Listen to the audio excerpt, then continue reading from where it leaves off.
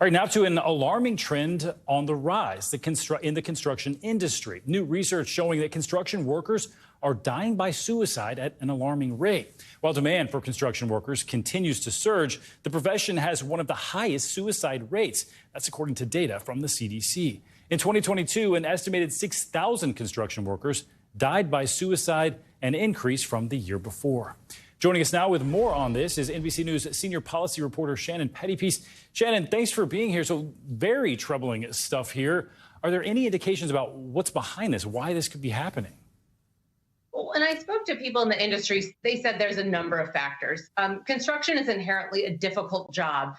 It is physically difficult, the wear and tear on people's bodies, as well as injuries, working long extended periods outside in the sun. There's a lot of physical injuries, which can lead to things like, opioid prescriptions that can turn into addictions or other forms of self-medication.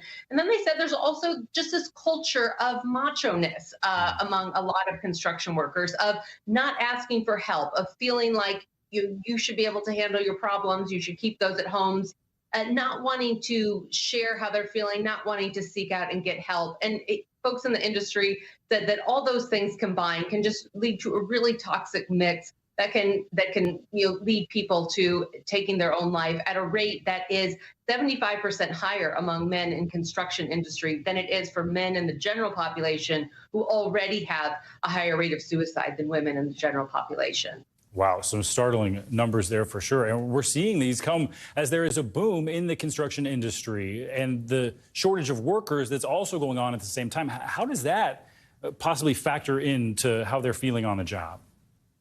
Well, people in the industry said they're really concerned about the pressures that are on workers right now.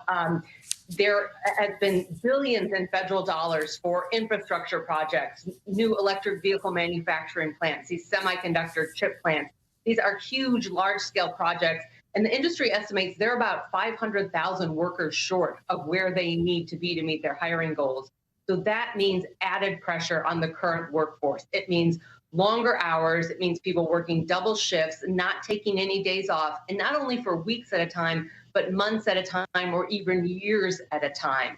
And that puts pressures on individuals emotionally, physically, and it's also causing a lot of them to have to travel for work, to be away from home and their family and their support networks, sometimes for over a year. And so it really has industry officials concerned that on top of all these other factors we talked about a moment ago, those are only being amplified and magnified by this demand on the workforce. Wow, so many factors there, Shannon. So what steps are being taken within the industry to try to help this problem? Well, there's been a lot of efforts over the past few years to raise awareness. One is getting workers to be aware that they are at an increased risk of suicide and that it is okay to seek help.